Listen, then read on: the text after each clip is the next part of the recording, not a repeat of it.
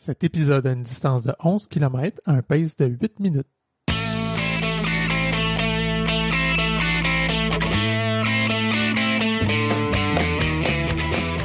Salut, c'est Coach Bill. On est de retour pour une saison 3 de Coureur.io dans une formule renouvelée. Ici Coach Frank. Évidemment, on poursuit notre mission de vous accompagner dans votre pratique de la course à pied, en étant pertinent, mais surtout en ayant bien du fun. Allô, moi c'est Coach Isa, je suis la petite nouvelle qui joue à l'équipe. Mets tes souliers, prends tes écouteurs parce qu'on part pour une belle course ensemble.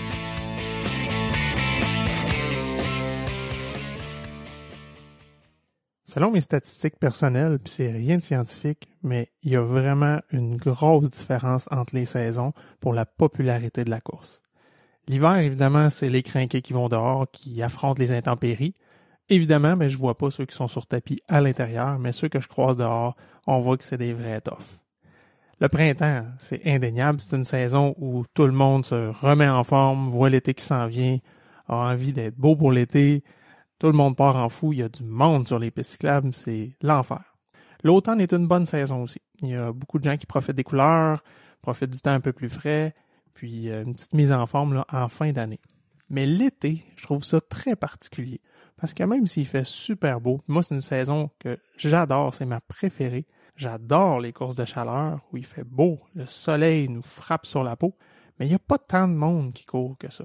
Moi ce que j'observe, c'est qu'il y a beaucoup de gens qui soit arrêtent de courir l'été parce que c'est trop chaud, parce qu'ils ont les vacances, d'autres activités qui viennent empêcher de faire leur sport, ou peut-être encore une fois que c'est des gens qui courent sur tapis à l'air climatisé.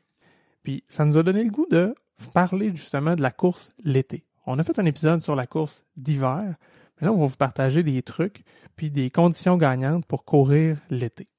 Mais avant de commencer, moi j'ai la question la plus importante pour toi, Coach Isa. Est-ce que tu as couru cette semaine? Salut Coach Bill. Oui, j'ai couru aujourd'hui même. Je suis allée faire des intervalles parce que là, j'ai décidé que j'allais travailler mon pace, donc plutôt que de partir en fou, je vais faire le principe du fractionné, donc je vais aller courir un petit peu plus vite pendant 2 minutes et pendant ma minute de récupération, j'avais l'intention de ralentir beaucoup, mais de courir quand même. Finalement, j'ai marché pendant mon intervalle de récupération. C'était en masse.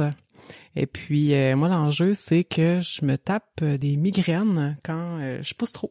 Donc, j'ai testé une vitesse, puis je vais voir dans quel état je vais être plus tard. Puis ça va être de cette façon-là que je vais gérer mes intervalles. Intéressant. J'ai hâte de voir ce que ça va donner. Oui, je vais noter tout ça. Je vais pouvoir te le dire parce que, on le dit-tu?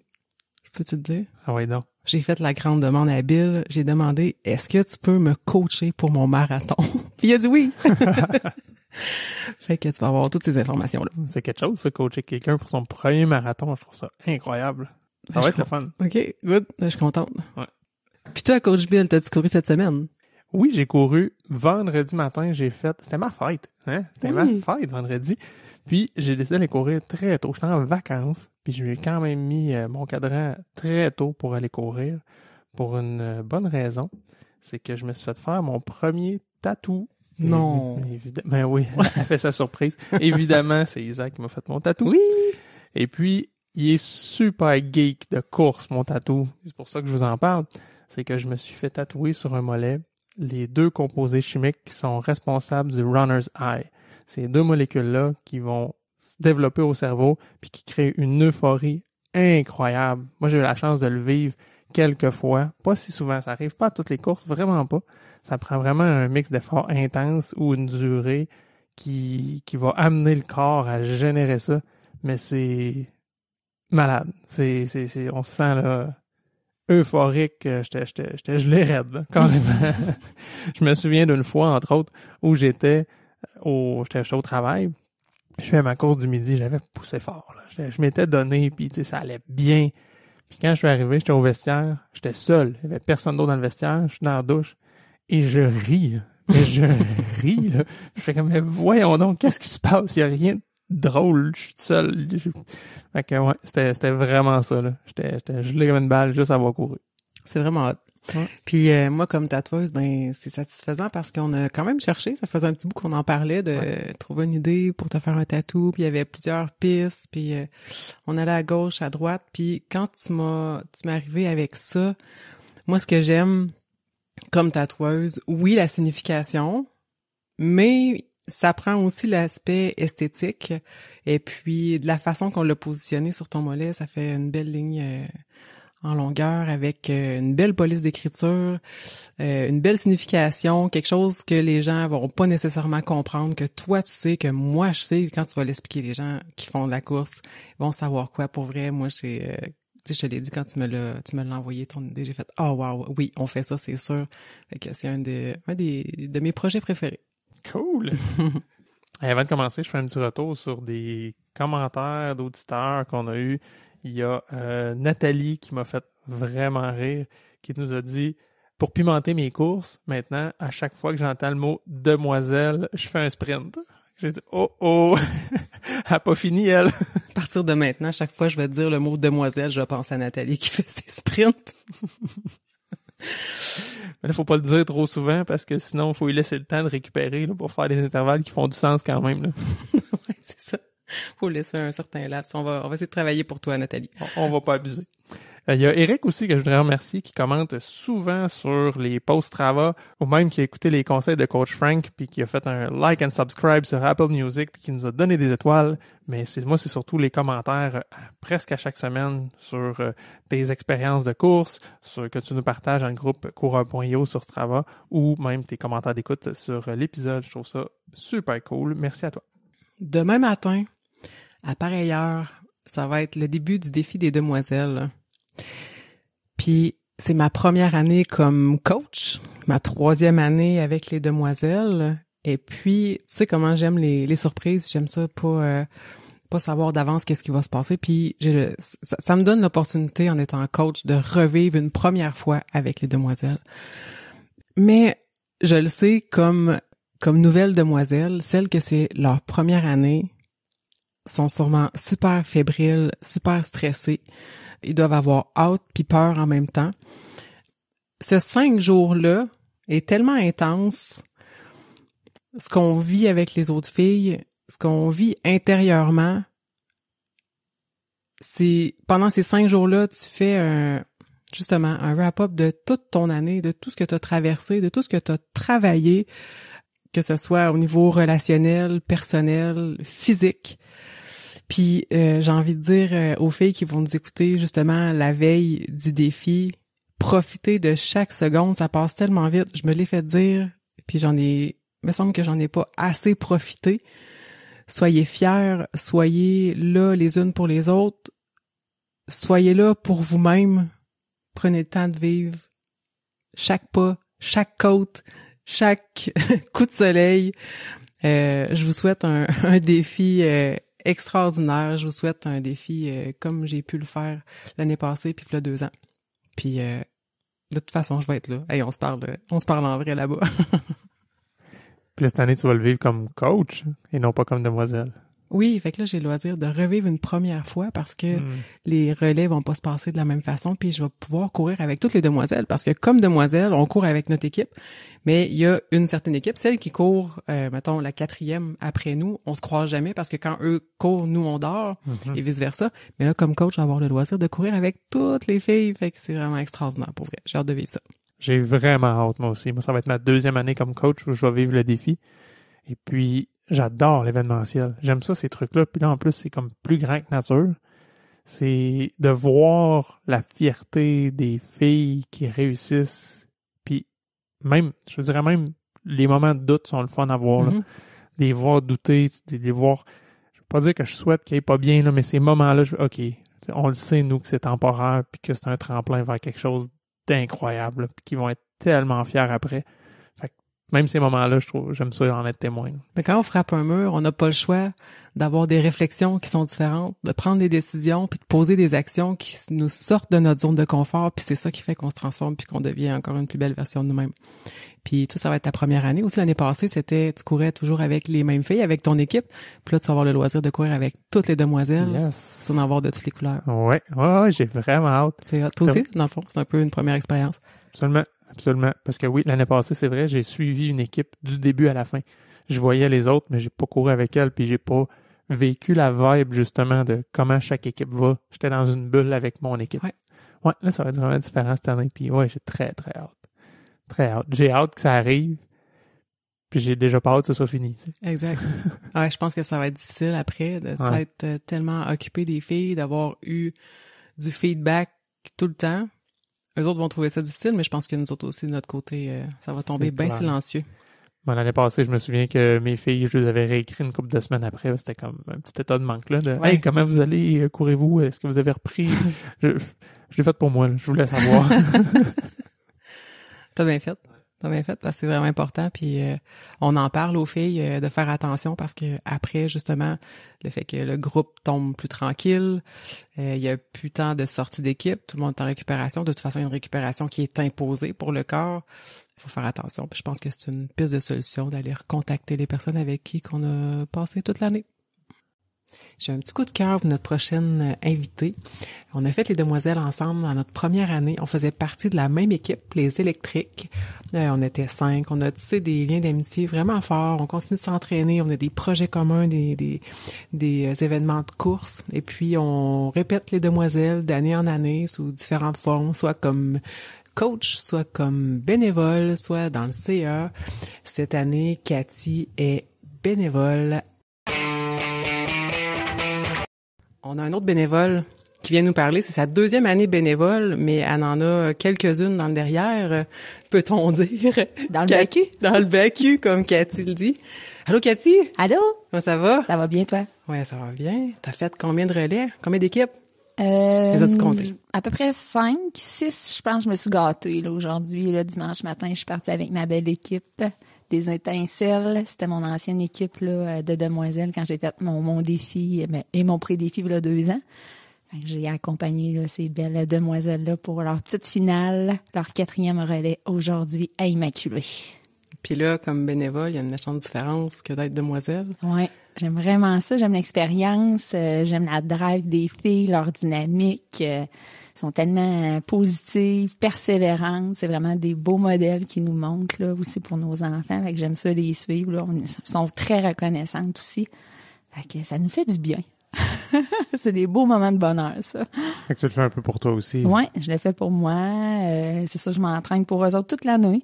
Quand que je termine là, le défi des demoiselles au mois de juillet, je continue à m'entraîner. Je prends ma petite pause, un petit 2-3 semaines, puis après on repart, puis je repars dans le but de le refaire l'autre année avec eux autres. C'est mon petit moment de liberté que je prends à moi de moi le soir. Puis je revois mes équipes là, anciennes, puis c'est mes amis éternels. On le nommait tantôt parce qu'on a parlé avec d'autres filles. Autant Isa, moi, on avait parlé avec Julie l'infirmière, entre autres, que je pense. Puis chaque personne, finalement, a fait un passage aux demoiselles, puis a fait un autre rôle ou a trouvé une méthode, finalement, de rester dans le giron des demoiselles, probablement pour venir chercher l'énergie que tu nommes. Là. Ah, c'est vrai, parce que c'est dur, là, après, là, on est tellement entraînés toute l'année par nos coachs, on a du suivi, tu sais, à côté. Puis là, on se ramasse, là, après, du jour au lendemain, ça l'arrête, hein. Ça a une fin à l'été, puis tu sais, on a un groupe, hein, Facebook, on continue à communiquer, mais à un moment donné, ça disparaît. Tu sais, les messages positifs, les petites photos qu'on se prend toutes les semaines, c'est nos petites tapes dans le dos qui nous aident à continuer. Fait que là, juste avoir les autres toujours auprès de nous, là, ça nous aide à poursuivre puis à cibler des défis là, dans l'avenir. Là. Faut être capable de se visualiser, puis quand on est capable, ben ça va bien. On continue à faire nos sorties de course, puis de jour, de soir, ça fait du bien. Je trouve ça particulier ce que tu nommes, de dire il y a une fin, puis il y a j'oserais dire même qu'il y a un risque à ça, de tomber dans un état, je vais dire dépressif, là, ou sous toutes ces formes. Il y a un état de manque, de passer des mois à être gratifié, à te faire dire que t'es belle, que t'es bonne, que d'être engagé dans quelque chose de plus grand, quelque chose que tu croyais pas, que tu réussis, que tout le monde est là autour de toi, puis après ça, pouf, silence.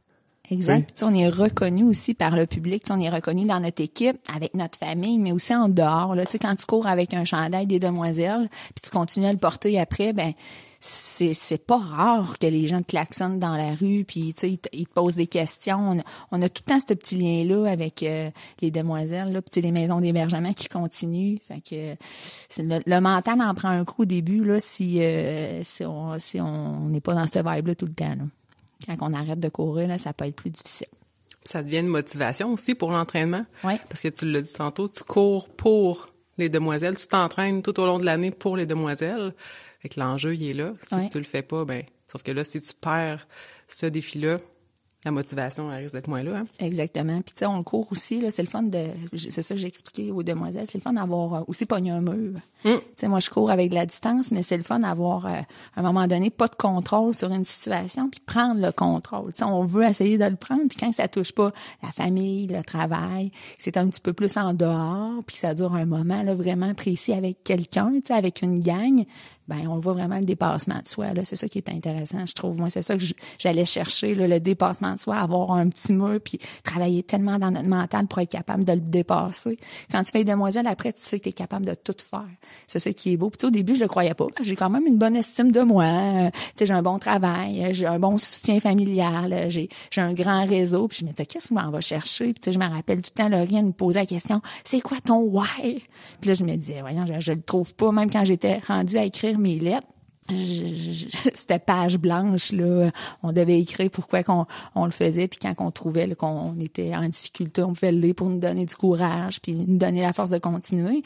Puis je l'ai relu, mais une fois après les demoiselles, puis c'était un peu encore n'importe quoi, là. Tu sais, je le faisais vraiment juste un peu pour le dépassement puis les maisons d'hébergement, là. Fait que c'est dur de trouver, mais on finit par c'est ça, avoir que ça prenne du sens au moins, là. Dans un week-end comme le pré-défi ou pendant le défi, comment toi tu gères ta course pour être en shape aussi, pour pas te briser puis pouvoir être jusqu'au bout avec eux autres? Ben, tu sais, la planif qu'ils avaient faite, là, tout le monde, les coachs, comment ils avaient organisé l'horaire, ils étaient au courant de nos prochaines planifications de course aussi à venir. Les relais sont le fun parce que certaines fois sont faites en vélo avec les demoiselles. D'autres fois, on se nexait là pour la course. Moi, je m'adapte à tout le monde. C'est ça, je suis le pace des filles. Tu sais, l'entraînement avant, il est super important, je pense. Puis le fait de bien s'hydrater, le fait d'avoir travaillé le mental aussi toute l'année. Quand tu es prêt, ton corps est prêt, tu sais que tu t'es pas négligé au niveau des cours. Je pense que ton coach te connaît tellement assez qu'on a eu un bon suivi, même les demoiselles, avec les entraînements du lundi, que quand on avait un petit quelque chose, ben on pouvait en parler là, assez rapidement là, pour se réajuster. Fait que le réajustement, là, c'est sûr qu'il est fait rapidement, mais c'est la gang. C'est l'esprit de gang encore pour moi qui m'aide à suivre là, les filles. Là. Fait que quand il manque quelqu'un, c'est qui vient? Je suis là. Mais tu vois que les filles ont besoin, là, c'est le fun. Effectivement, ton énergie. Ils nous font vraiment confiance. C'est vraiment la reconnaissance que je vais chercher. Puis c'est ça, ils sont tellement extraordinaires. De ramasser des sous pour les autres. Fait qu'on veut juste faire du bien autour de nous, là. Bravo d'être là comme bénévole, par exemple, parce que ce serait impossible sinon. Là. Ben, merci, mon doux. Ah ouais, c'est un gros travail. On est toute une grosse équipe. On a tout notre rôle, je pense, qui est important, là. Merci d'être là. Ben, merci d'être venu parler avec nous autres. Merci beaucoup. Bye. Bye. Pour entrer dans le vif du sujet, donc on va parler de ce qu'on fait, de ce qu'il faut faire, de ce qu'il faut prévoir quand on court pendant l'été. Pour commencer, j'ai envie de faire une petite distinction entre la déshydratation puis le coup de chaleur. Est-ce que toi, t'avais-tu une petite idée de la différence entre les deux? Absolument pas. Je t'écoute, ça m'intéresse. OK. En fait, c'est sûr que les symptômes vont venir se ressembler. On va pas nécessairement savoir si on est en coup de chaleur ou en déshydratation. En fait, le coup de chaleur, c'est quand il y a une trop grande augmentation de la température interne du corps. On n'arrive pas à faire sortir la chaleur suffisamment rapidement pour qu'il y ait on appelle une thermorégulation. Donc, la façon que l'organisme lutte contre la chaleur, ça va être avec la transpiration. Donc, le rôle de la transpiration, c'est de venir justement faire sortir la chaleur, puis l'eau sur la peau va venir créer un refroidissement de la peau, de diminuer la chaleur corporelle. Sauf qu'il y a des conditions qui sont pas optimales pour la transpiration, pour venir réguler la température. première, un climat chaud et humide. Plus il y a de l'humidité, plus c'est difficile pour le corps de faire sortir de l'eau. Ensuite, l'effort physique. Et finalement, la déshydratation. Donc, on a tous les facteurs qui peuvent nuire quand on va courir à plus 30 avec pas trop d'eau sur nous autres, par exemple. Puis, finalement, la déshydratation, c'est quand le corps élimine plus d'eau qu'il y en a d'intégré. Donc, encore une fois, c'est quand il fait chaud, si on a une transpiration qui est abondante, puis on n'arrive pas suffisamment à s'hydrater, on peut tomber en déshydratation. Donc, les symptômes, comme je disais tantôt, se ressemblent quand même, mais il y a des symptômes qui peuvent être drôles. Puis j'ai cherché pour aller chercher avoir une belle liste pertinente. Puis il y a d'autres symptômes que j'ai découverts par moi-même avec la course à pied. Moi, j'ai tendance à faire des coups de chaleur. Je vais pas nécessairement me déshydrater, mais je fais facilement des coups de chaleur. Ça peut commencer par des sensations de chaleur intense, de la rougeur au niveau de la peau. Plus la gravité augmente, plus les symptômes sont importants. Peut y avoir des troubles de comportement qui peuvent aller jusqu'à de l'agressivité. Je vais y revenir un petit peu plus tard, là, mais ça peut être intéressant par rapport à la gestion du mental aussi. Il peut y avoir une démarche qui est titubante, des vertiges, une fatigue. On peut avoir très soif. Il peut y avoir des crampes musculaires. Des nausées, des vomissements, puis si on pousse trop loin, ben on peut tomber dans le coma et voir la mort, mais là, on essaie de pas se rendre là. Quand on commence à filer ordinaire, mettons, on arrête puis on va s'abriter. Pour ce qui est de la déshydratation, ben il va y avoir la sensation de soif, la bouche sèche, mais le reste des symptômes va être sensiblement pareil. Les deux symptômes que je voulais parler qui sortent un peu des listes que j'ai trouvées, ça va être d'avoir des frissons ou d'avoir la chair de poule. Donc quand tout à coup, il fait super chaud, puis là, pouf, il te passe un frisson dans le corps, t'as l'impression, c'est-tu la toune, non. Si t'as un frisson, puis que c'est l'été, puis qu'il fait chaud, c'est parce que t'es soit déshydraté, t'es soit en train de faire un petit coup de chaleur. Puis l'autre symptôme, l'autre signe, c'est une demoiselle au pré-défi qui s'est mis, tu sais, mettons, elle prenait des pauses, puis elle marchait, puis là, tu sais, j'allais voir, ça va-tu? Ouais, mais c'est super chaud, l'asphalte en dessous de mes pieds, puis elle arrêtait pas de dire ça, c'est super chaud en dessous de mes pieds, c'est sûr. Puis à un moment donné, j'ai allumé, elle avait trop chaud, son corps essayait d'extirper la chaleur, puis finalement, on y a mouillé les cheveux, on a essayé de la rafraîchir avec de l'eau, puis la chaleur dans ses pieds est partie. Donc, si l'asphalte est trop chaude, ça peut être un signe de coup de chaleur ou de déshydratation. Moi, j'ai souvent vu des finales là, de courses, des grandes courses mondiales où tu vois des gens qui arrivent puis ils vont pas bien. Là. Ils sont justement, ils titubent puis oui. il a le regard vide. Là. Il court parce qu'il court, mais il sait pas où il s'en va. Puis, clairement, là, c'est un coup de chaleur. Puis j'ai un ami qui m'a raconté récemment qu'il se sentait un coup de chaleur comme ça, puis il était dans la rue, puis il a regardé le gazon. OK, ouais, je vais viser le gazon parce que si je tombe sur l'asphalte, ça ira pas bien, là. Ah ouais. Fait que, ouais, si ça vous arrive, justement, un frisson ou ces symptômes-là, ben, arrêtez tout de suite parce que si tu tombes, le corps, pour se réguler, lui, si tu l'écoutes pas puis qu'il t'envoie des signaux de ça va pas bien puis tu l'écoutes pas, ce qu'il fait, c'est perdre de connaissance, tu tombes à terre. Mais si t'es sur l'asphalte ou dans la rue, c'est super dangereux. Ben oui, effectivement. Fait que t'es mieux d'arrêter, te refroidir, puis tu repars après. Au pré-défi, Julie qui nous parlait, c'est quoi son rôle comme infirmière bénévole? En fait, c'est quasiment juste ça qu'elle regarde pendant le défi. Donc, elle regarde le regard, elle regarde justement la rougeur de la peau, puis si la fille a de l'air à être étourdie ou un peu perdue, là. Donc, c'est son principal rôle. C'est fou. Parce que souvent, on va pas nécessairement s'en rendre compte pendant une course. Par rapport à nous-mêmes, tu sais?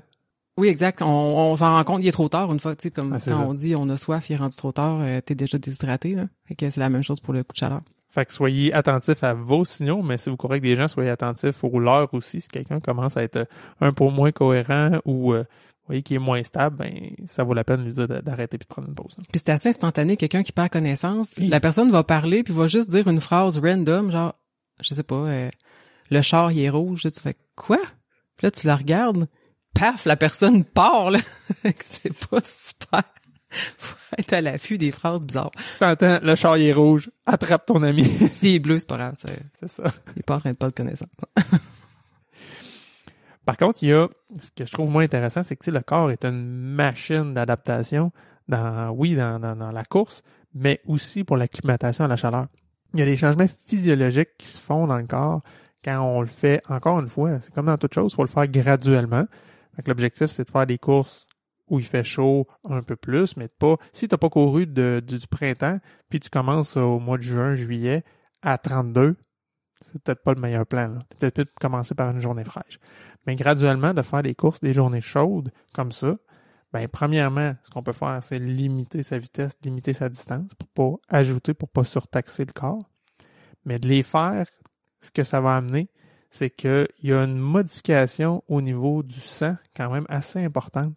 C'est que la proportion du plasma augmente dans le sang de 4 à 15% quand même. Puis ça favorise après ça le transport de l'oxygène, puis de s'assurer là, que le sang circule vraiment bien. Puis c'est plus facile pour le corps de faire de la thermorégulation parce que vraiment la composition du sang va se transformer à mesure qu'on fait des courses de chaleur. Puis as-tu une petite idée de combien de temps ça peut prendre?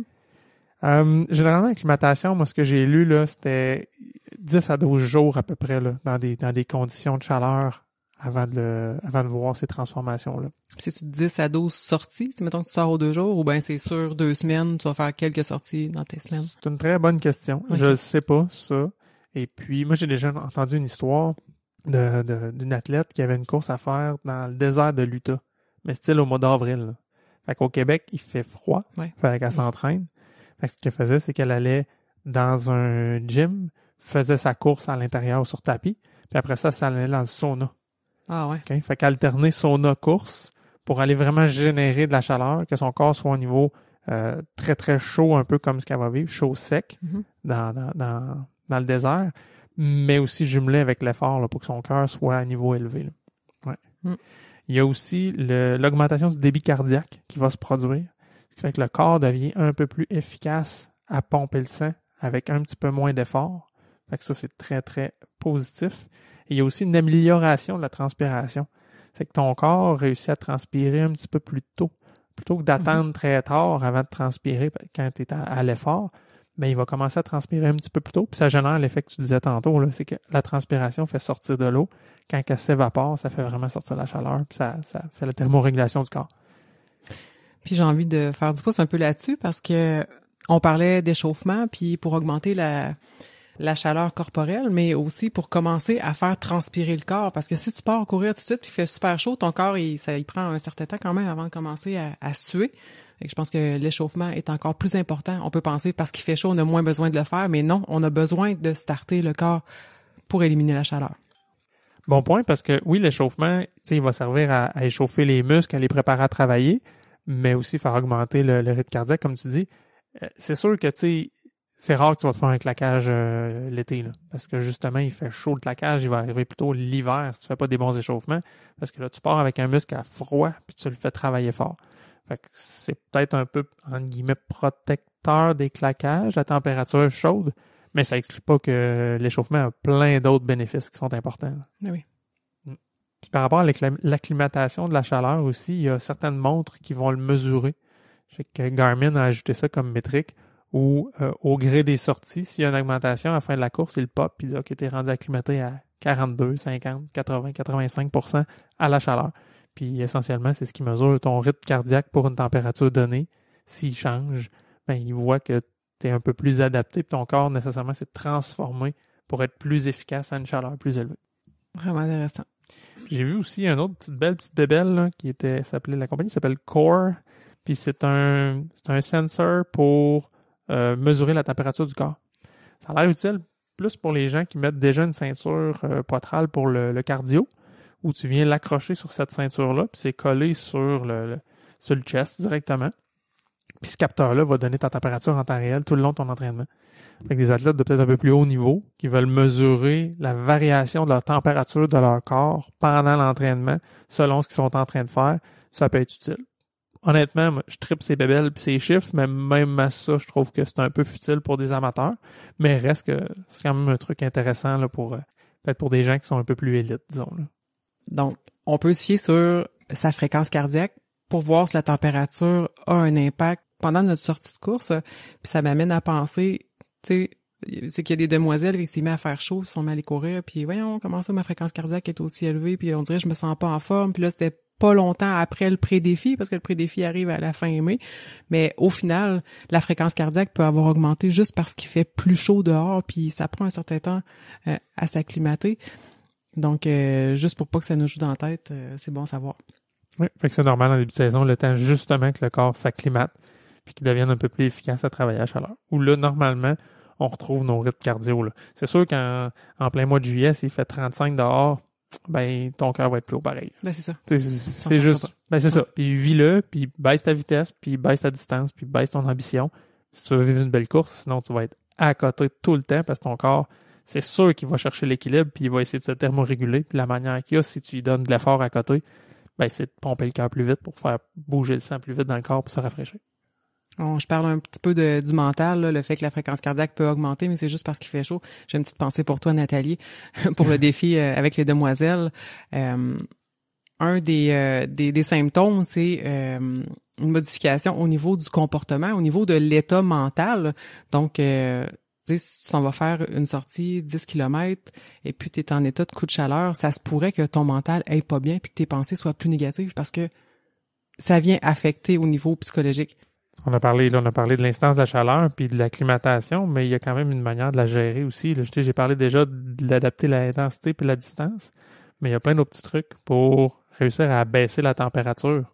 Notamment, ben oui, boire de l'eau, c'est une chose, on reviendra à l'hydratation, mais de se mettre de l'eau dans le cou ou sur la tête, ça fait vraiment du bien, là. C'est un genre de petit choc thermique de ouf. Parce que, essentiellement, la température, oui, tout le corps a besoin de rester à une certaine température, mais à plus forte raison, le cerveau a besoin de réguler sa température.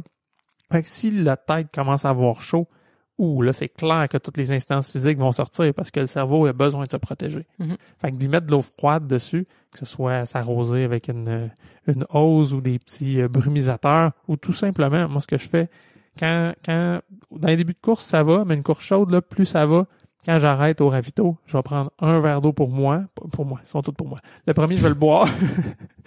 Le deuxième, je vais prendre, mettons, je recommence. Je vais prendre mes électrolytes, je vais prendre après ça l'eau qu'ils offrent, puis je vais prendre un 3e ou 4e verre que je vais mettre sur la tête et dans le cou. Puis c'est fou le shoot que ça fait de ouf, ça vient abaisser tout d'un coup la température de la tête, puis je suis reparti, là. On dirait que je viens d'enlever le overheat qu'il y a, puis ça me donne un lousse pour un petit bout, là. Souvent, on attend bien trop longtemps avant de se rafraîchir comme ça. Ouais. Je me rappelle un relais l'année passée. J'ai pris des éponges. Ça faisait 5 minutes qu'on était partis, puis j'avais la fréquence cardiaque dans le tapis. J'étais pas bien. Mes jambes allaient pas bien. Tout allait pas bien. Mon souffle. Et puis, je me suis tapé 3-4 éponges d'eau froide. Je me suis mouillé les cheveux complètement. Puis, là, j'étais bien. Puis, tu sais, c'est parce qu'il fait chaud avant qu'on parte courir, là, aussi, là. Fait que c'est important de le faire dès qu'on commence à sentir. Quoique, une fois qu'on commence à sentir les effets, il est un petit peu trop tard. L'autre bidule que j'avais vu qui est quand même surprenant, c'est une serviette refroidissante. Ouais. Ça ressemble un peu à un chamois de voiture. Puis c'est un peu mouillé. Puis on fait juste comme la claquer, la fouetter. Puis elle génère du froid. J'ai pas compris le principe de ça, là. Mais c'est cool. Fait que tu t'en vas avec. Puis quand elle est un peu chaude, ben tu la rebrasses un peu. Tu remets ça dans ton cou. Puis ça crée une petite fraîche là, au niveau du cou. C'est vraiment cool. Faut quand même s'habituer à ça. J'ai essayé de le faire. Moi, j'ai pas incapable d'avoir une serviette dans le cou. Je trouve qu'à l'inverse, ça me donne trop chaud. Fait que c'est important de le faire graduellement. Pas commencer avec ça pour un demi, mettons. Ta serviette, elle va se ramasser dans la headset.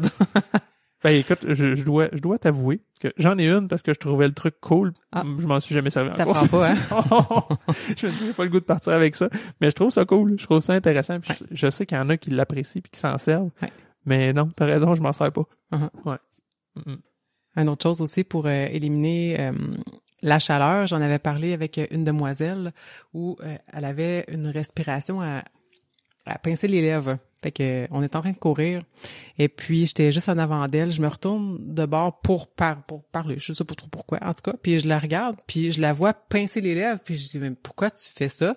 Elle dit quoi? Je dis ben voyons, tu peux pas respirer en pinçant tes lèvres, rouvre ta bouche, tu sais. Puis en plus c'est une demoiselle qui a vraiment de la difficulté avec la chaleur. Je dis, hey, tu peux pas garder toute ta chaleur comme ça en dedans. Fait que depuis ce temps-là, elle rouvre la bouche pour faire sortir sa chaleur, puis ça fonctionne souvent quand elle commence à avoir trop chaud. Elle arrive à penser par elle-même à ouvrir la bouche. Souvent, on disait que l'hiver, on a un bénéfice à inspirer par le nez parce que l'air est très froid puis on veut le réchauffer. Mais là, c'est l'inverse. Là.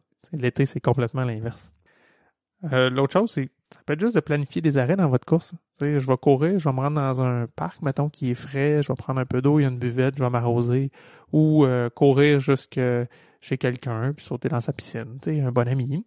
Ou courir, puis arrêter dans un café ou se prendre une sludge, quelque chose, faire un arrêt mi-course, là, ça se peut, ça aussi, avant de repartir, puis ça nous donne un petit temps de rafraîchissement. Puis ça, souvent, il faut la prévoir d'avance parce que si c'est dur à arrêter en plein milieu d'une course, quand c'est pas prévu, là, on fait est-ce qu'on veut pas arrêter? Et pourtant. Je reviendrai sur l'hydratation. T'as parlé de la déshydratation, mais il y a quand même des méthodes aussi de s'hydrater pour s'aider. Il y a l'eau, électrolyte. Oui. Mais avant même de parler d'eau et d'électrolyte, je dirais faut faire attention pour être hydraté avant de partir courir parce que quand tu pars courir, t'as beau boire de l'eau, boire des électrolytes, tu fais juste maintenir ton niveau d'hydratation. C'est sûr que tu vas pas t'hydrater pendant ta course, tu es en train d'en éliminer. Fait que tu veux juste réduire les risques de déshydratation. Fait que si tu pars déjà déshydraté, tu vas rester déshydraté pendant toute ta course. C'est pour ça que souvent on dit qu'on a l'intention de faire une course le soir où c'est très chaud, par exemple, de commencer le matin. Mais idéalement, tous les jours, on serait bien hydraté, là, mais mettons, là, de porter une attention particulière les journées chaudes pour bien se hydrater toute la journée en prévision d'une course qu'on va faire. Puis aussi, qu'est-ce que tu as fait dans ta journée? Si tu as passé la journée dehors à tondre le gazon, à jouer avec les enfants, puis si tu t'en vas courir à 4 heures de l'après-midi, probablement que tu es déshydraté avant de partir. Fait que c'est à faire attention aussi. Pendant ta journée, s'assurer d'avoir un peu d'ombre, de se rafraîchir, puis de bien s'hydrater. Un autre petit truc pour que l'eau reste plus froide pendant une sortie, c'est qu'on peut mettre dans les gourdes une petite quantité d'eau, puis de la faire geler. Après ça, tu remplis, puis ton eau reste plus froide. Faut juste faire attention dans un sac d'hydratation là, que la partie gelée soit à bonne place, qu'elle soit pas dans le tuyau, parce que ça peut être pas pratique. Tu peux éclater ton tuyau. T'en auras pas. Ça, tu boiras pas. Tu boiras pas, puis à la fin, tu vas peut-être avoir un peu de slotch d'eau. On a parlé des courses ce soir, mais c'est aussi juste choisir son moment de la journée où on court. Le pic de chaleur est à peu près entre 10h et 16h. Si tu es déjà affecté par la chaleur, ben, essaie de courir en dehors de ce bloc-là, finalement. Là. Que ce soit d'y aller très très tôt le matin.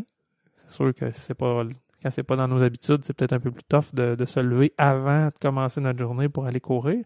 Mais pour l'avoir fait quelques fois, honnêtement, c'est de s'y habituer, là, mais c'est le fun. C'est vraiment cool de voir le soleil se lever ou une ville qui se réveille, les petits animaux qui sortent encore. Moi, j'aime ça le matin de bonne heure, là, c'est cool. Là. Mon heure préférée, là, c'est ça. Sortir à 4h30. Ouais, c'est vraiment une belle heure. Ouais, moi, c'était plus 5h30, 6h, là, mais bon. Non, c'est trop tard, ça. C'est que tu as déjà commencé. Tout est réveillé à cette heure-là. Bon. On voit pas le même réveil, faut croire. Sinon, le soir, tu sais, même limite nuit, moi, 4h30 dans ma tête, c'est la nuit. By the way. Mais, tu sais, courir plus tard le soir aussi, ça se peut. Parce que généralement, la chaleur va retomber, il y a une fraîche qui se réinstalle pour la nuit. Que de déporter vos courses dans ces périodes-là, ça peut être une bonne idée. Putain, au-delà de l'heure, il y a de choisir où on va, d'aller sur une piste d'athlétisme, une journée de calcul, où il n'y a aucune ombre. Pas sûr que c'est la meilleure idée. Ou courir au centre-ville aussi, il peut faire un peu plus chaud que d'aller à une place un peu plus rurale. T'as raison, parce que le centre-ville, il va y avoir une rétention de chaleur avec tous les bâtiments. Ça en devient suffocant, un peu smog, là. Ouais. Fait que oui, campagne. Même sentier. Effectivement. Sentier, souvent, c'est beaucoup plus frais d'être... Oui, à l'ombre, mais juste la fraîche de la forêt. Ouais. Ça, c'est fou, là. Il fait super chaud. Tu passes à côté d'une forêt, tu sens une draft. Il y a vraiment une fraîche qui existe dans cette densité-là qui est hyper intéressante pour la course. Ça me fait penser, je fais juste une parenthèse, tantôt on parlait d'acclimatation. Tu sais, s'il fait 35 dehors, tu avais une sortie de course de prévu, c'est peut-être pas nécessaire d'aller courir, on peut peut-être aller marcher, ça peut être suffisant pour créer cette acclimatation-là, plutôt que de rester à l'air climatisé puis dire j'irai dans 2-3 jours quand la canicule va être passée. Je pense que c'est le bon moment pour aller à l'extérieur. Fait que ça me faisait penser à ça. Ouais, puis c'est une bonne idée parce que tu sais, on l'a dit souvent là, mais des fois c'est de calculer cette course-là. Est-ce que j'ai plus de bénéfices à la faire ou à pas la faire? Mais de courir à grosse chaleur, des fois, c'est peut-être juste une bonne idée de la skipper, puis encore mieux, comme tu dis, juste d'aller marcher. Fait que t'as l'acclimatation, Ouais, c'est ça. mais t'es pas à super effort là, avec le danger qui vient avec. Là. Ouais, c'est une bonne idée. Est-ce que tu mets une casquette quand tu cours? Hey, moi, j'étais incapable de mettre quelque chose sur ma tête, Pour dans vrai? ma tête quand je courais. C'est Ouais. un peu une joke, c'est comme t'as tout le temps une casquette Oui, sur la tête. oui. Ah ouais? Ah ouais, j'étais incapable de mettre quelque chose sur ma tête. J'avais essayé avec une casquette, ça me serrait la tête, puis j'avais mal à la tête là, Ouais. parce que tout enfle un petit peu à l'effort, tu sais. Puis non, j'avais aucun plaisir à courir avec une casquette, puis ça faisait juste que ça me dégoûtait d'en face. J'ai toujours couru avec rien sur la tête. Jusqu'à il y a à peu près 2 ans où j'ai découvert les calottes Cieli. Hey, ça, c'est la joie, là. C'est vraiment autre chose. Pour vrai. Ouais. Oh, oui, pour vrai. Ouais, moi non plus, je suis pas capable avec une casquette. J'ai ça, là. Ouais. Ah ouais? Il va falloir que je t'en prenne une casquette. Ben oui. Puis pour vrai, ceux-là, je les trouve magnifiques. Ils sont respirantes. Oui, j'ai moins de chaleur au niveau de la tête parce qu'ils protègent du soleil. Il y a rien qui dégoûte. Fait qu'à l'inverse, ils vont absorber la sueur. Parce que sinon, d'avoir la sueur dans les yeux quand il fait chaud, ça, c'est dégueulasse. Là. Ça brûle. C'est pas le fun. Et puis, je fais une parenthèse. Quand je fais des courses, justement, il fait chaud, une course de très longue distance, je vais venir littéralement avec du sel sur le bord des dents. Oui. Je viens la face blanche, râpeuse, puis c'est vraiment du sel qui sort. Là. Fait que ça, dans les yeux, là, Non, c'est clair. c'est pas top. Fait que la casquette va retenir quand même beaucoup de ça. Mais oui, avec une vraie casquette de course, là, je dis les Cieli, mais il y en a quelques-unes maintenant. Il y a beaucoup plus d'offres. Dans le temps, ce que j'ai essayé, c'est une calotte de baseball. Là. Ouais. Une calotte ordinaire, là, ça, c'était nul. Mais ceux-là, les bonnes calottes de course, là, ouais, ça, je trouve ça vraiment, vraiment intéressant. J'ai découvert ça. Je n'ai acheté une alors que j'ai essayé à courir avec ça parce que tout le monde en avait puis j'ai trouvé belle. Je vais l'essayer, puis je tombe en amour. Puis maintenant, effectivement, j'en mets presque tout le temps. Là. Ouais. Ah, ça me prendrait ça parce que pendant l'été, justement, les grandes chaleurs, j'ai tendance à faire des coups de chaleur, puis je me ramasse avec des maux de tête incroyables, puis je gâche le reste de ma journée. Puis je vais en mettre quand même des casquettes parce que, comme tu disais là, ça coupe un peu la chaleur. Puis oui, il fait chaud, mais le fait de pas avoir le soleil qui tape directement sur la tête, ça fait vraiment une différence. Dans les vêtements aussi, il y a des gilets qui vont avoir aussi un facteur protecteur de soleil, avec une espèce de FPS, comme la crème solaire, si tu veux. Là. Tu sais, déjà, le gilet, le fait que tu ne sois pas exposé, c'est une chose, mais il y en a qui ont une protection solaire supplémentaire dedans, ou même qui font du refroidissement actif, comme la fameuse serviette qu'on parlait qui se met dans le cou. Fait qu'il y a des tissus qu'au contact de la sueur, puis en bougeant, vont générer aussi une certaine fraîche, puis qui sont confort. Là. J'ai souvenir, j'en ai un, c'est un Adidas que j'ai, puis même dans le cou en arrière, il y a des petites pastilles de métal de cousu dedans. Okay. C'est mini, là. C'est juste pour dire, là, il y en a peut-être, tu sais, tout entre les omoplates, finalement, il y en a peut-être, je sais pas moi, 45, là, dans la région de l'omoplate, puis c'est gros comme une tête d'épingle, là. Mais ça vient appuyer là, puis ça fait une petite fraîche, ces petites pastilles de métal-là restent fraîches, puis ça fait quand même une petite différence, c'est okay. cool. C'est surprenant au début, je vois, c'est frette, mais non, c'est cool dans des journées chaudes. Puis tout le tissu est vraiment léger, puis ces gilets-là, généralement, que je mets quand il fait très chaud. À l'inverse, les Surge, ceux qui donnent à Ottawa, je les trouve, cette année, il est moins pire, mais les 2 dernières années, là, je les trouve beaux, le tissu est soyeux, il est vraiment léger, mais la minute que je me mets à transpirer, il se remplit de transpiration, il vient lourd, puis il me colle sa bedaine, je trouve ça dégueulasse. Fait qu'il m'énerve. Quand il fait trop chaud, je les mets pas, si je l'ai là. Je suis pas capable. Ouais. C'est fou, hein, tu sais, tu parles de transpiration, puis je vais transpirer, moi, mais après ma course, pendant la course, à la limite, je viens pas si trempe que ça, à moins qu'il fasse vraiment, vraiment chaud. Mm-hmm. Puis je pense que c'est en partie pour ça que je me tape des coups de chaleur, parce que je viens pas faire sortir la chaleur suffisamment, puis je me ramasse avec une chaleur corporelle trop élevée. Fait que si vous vous demandez, je transpire beaucoup ou je transpire pas beaucoup, c'est quoi qui est le mieux? Je pense que t'es mieux de transpirer. C'est dégueulasse, c'est tannant, ça a l'air vraiment déplaisant. Moi, c'est le fun, je me sens presque fraîche comme une rose après une course, mais moi, je me tape des migraines après mes sorties de course qui sont trop chaudes. Fait qu'au final, t'es mieux de suer. Ouais, je pense que oui. Hey, une fois, j'ai osé, hey, je vais te dire ça sur audio. Une fois, j'ai couru en chess. Hey. Ouais, une fois. Mais il faisait vraiment chaud. J'étais avec Kevin, ça fait longtemps que je me parlais de Kevin. On était en entraînement marathon, puis on avait fait un one-way. On était parti à 2 autos, puis on était parti de Saint-Anne-de-la-Pérade, de l'église à Saint-Anne-de-la-Pérade, Puis on était descendu pour un 32 km jusqu'au sanctuaire du Cap. Pour vrai? Ouais, c'était nice. Mais il faisait chaud comme la mort. C'était pas un bon choix de journée, mais c'était la journée qu'on avait. Fait qu'on était parti, puis à la fin, j'avais tellement chaud. Mon gilet, justement, était détrempé. Il me collait dessus, il m'écœurait. J'ai enlevé mon gilet, puis j'ai fini ça en chest jusqu'à la cathédrale. Ouais. C'est la seule fois que j'ai osé faire ça. Et puis après, Kevin a eu un coup de chaleur, justement. Ah ouais? Et ouais, c'était vraiment une journée tough, là. C'était chaud, là. Fallu, là. On a pris ça mollo après. Il s'est rendu, mais après ça, on a pris ça mollo, puis ça a été de l'eau, puis assis-toi, puis à l'ombre, puis ouais. Je vais faire rire une couple de demoiselles. Un des relais. Salut Nathalie. Un des relais en 2022, il était comme midi, on est parti, il faisait tellement chaud. Une des filles dans notre équipe avait même été malade, c'était vraiment intense là, comment il faisait chaud. Puis à la fin du relais, j'avais tellement chaud, j'ai enlevé mon sac d'hydratation. On était à une intersection, à une lumière en arrière du véhicule de tête. On était arrêtés en train de piétiner sur place à attendre que la lumière vire verte.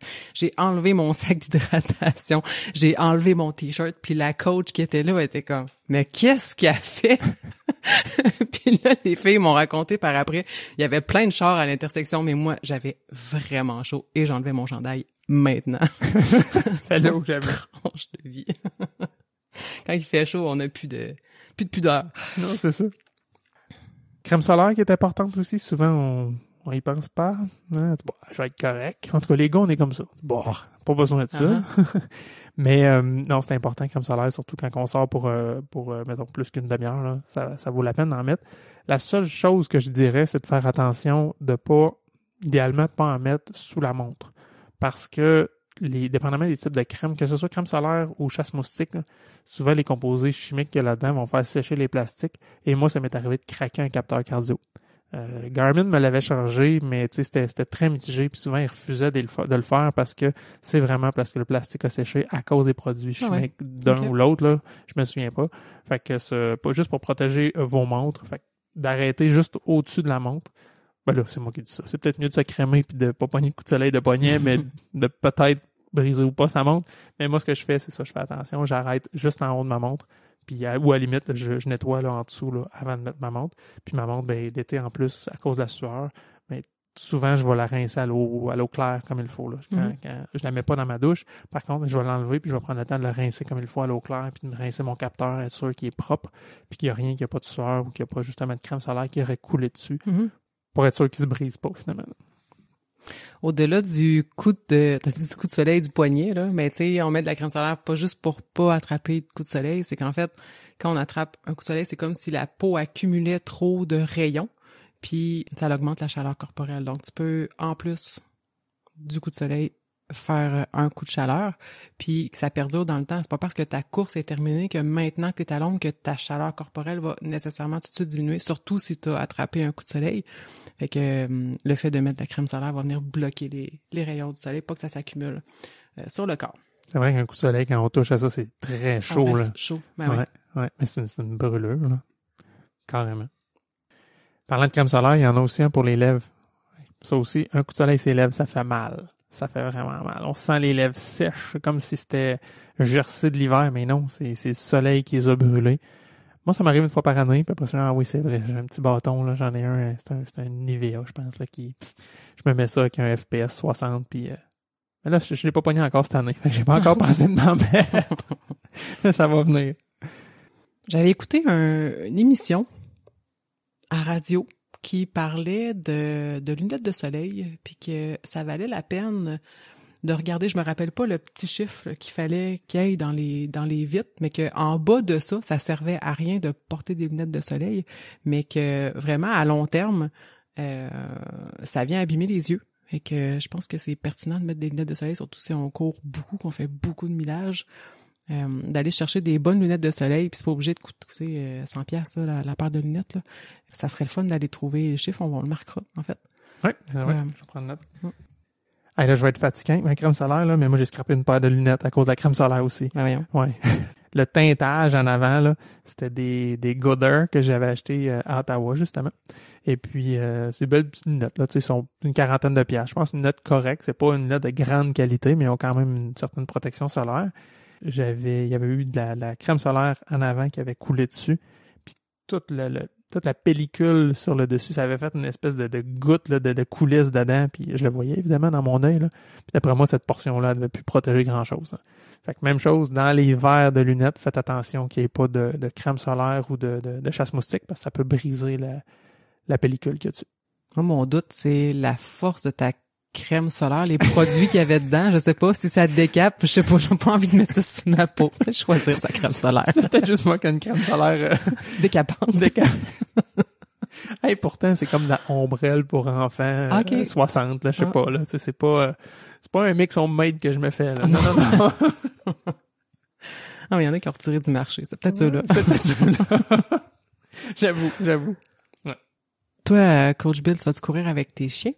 Oui, ça arrive que je cours avec eux, puis ça, faut faire super attention parce que je repense à la demoiselle que tu disais qui trouvait l'asphalte chaude. Les chiens trouvent l'asphalte chaude.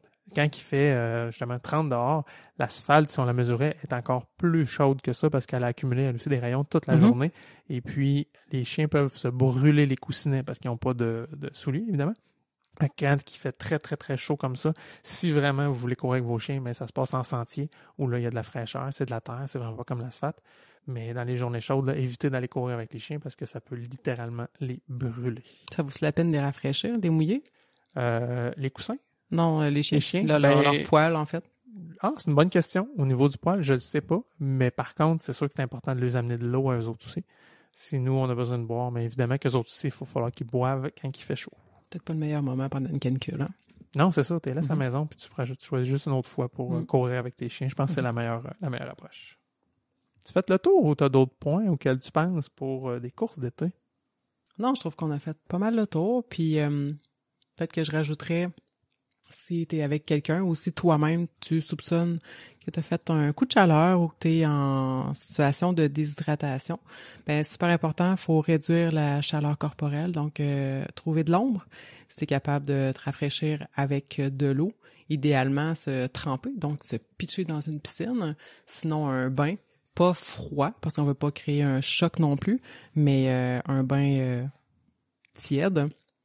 Sinon, des compresses froides peuvent être suffisantes. On va essayer de se réhydrater. Parce que comme je disais tantôt, les symptômes sont vraiment semblables pour ce qui est de la déshydratation puis le coup de chaleur. Fait qu'on on y va une pierre deux coups, on s'hydrate bien.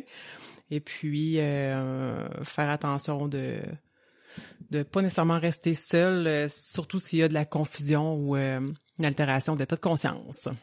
Puis à la limite, ben ça va vraiment pas bien, mais on appelle l'ambulance, hein? Ouais, c'est ça. Pas besoin de le rappeler. Mais je sais pas. Ben non, je pense que ça vaut la peine de le dire. Ben ouais, c'est ça. Tu sais, moi je suis très à l'écoute de mon corps, puis si je me rends compte que ça va pas bien, je vais facilement arrêter pour aller me rafraîchir, mais je sais pas toi, hein, moi, ça se peut d'après que moi tu vas te challenger, tu vas être dans le déni encore un petit bout, hein. OK, bon, on appelle l'ambulance si vous appelez l'ambulance pour moi. Se ramasse dans le gazon. Mais faut s'arrêter ta montre avant. Faut arrêter ta montre avant, hein. Tu peux attendre après. OK. Ah ouais. Bon, pour me sauver la vie, tu peux attendre après. Super. Ouais. Très bonne réponse. Est-ce que tu as une plug pour nos auditeurs cette semaine? Oui, en fait, Geneviève, elle a une entreprise qui s'appelle Totum, puis elle a créé un baume à lèvres pour le soleil avec un FPS à l'intérieur. Elle en a donné un à chacune des demoiselles, puis je l'ai essayé aussi. Donc, c'est mon baume à lèvres pour l'été. Toi, Coach Bill, t'as-tu une plug? Oui, moi j'ai essayé d'habitude, je bois beaucoup d'eau, juste de l'eau plate. Là. C'est de l'eau plate ou du bubbly. Puis là, ben à Ottawa, dans le kit de course, ils donnaient un petit échantillon d'électrolytes. C'était des liquid IV. Puis là, je vais essayer. Puis je les ai trouvés bons. Puis finalement, on en a racheté. Puis j'en prends de temps en temps. Je les trouve super bons. Ils ont plein de saveurs de toutes sortes. Là. Puis c'est des petits sachets individuels. Fait que c'est un petit mini-sachet. Tu mets ça dans... des 500 ml. Honnêtement, moi, je le fais sur 1 litre, puis j'en ai en masse. Là, fait que ça me permet de boire de l'eau, puis d'avoir quand même un petit goût, puis les électrolytes avec. Effectivement, ils disent tout ça, 500 ml, puis moi aussi, je mets ça dans 1 litre, sinon c'est dégueulasse. Ah, c'est trop, ça goûte juste trop, là. Le but, c'est pas de boire du jus concentré. Non, c'est ça. Sur ça, qu'est-ce qu'on dit à nos auditeurs? Bonne course!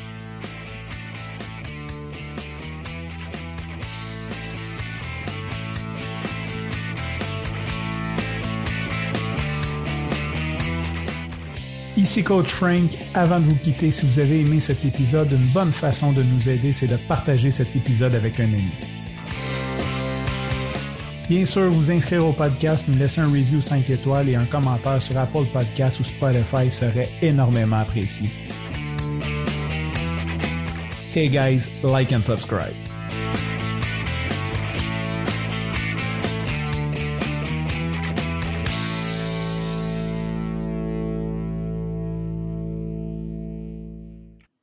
Hey, Isa, l'autre fois, ça a coupé à la fin de l'épisode, puis je l'ai pas entendu. C'est quoi que ça veut dire, IO? C'était induction orgasmique. Oh, OK.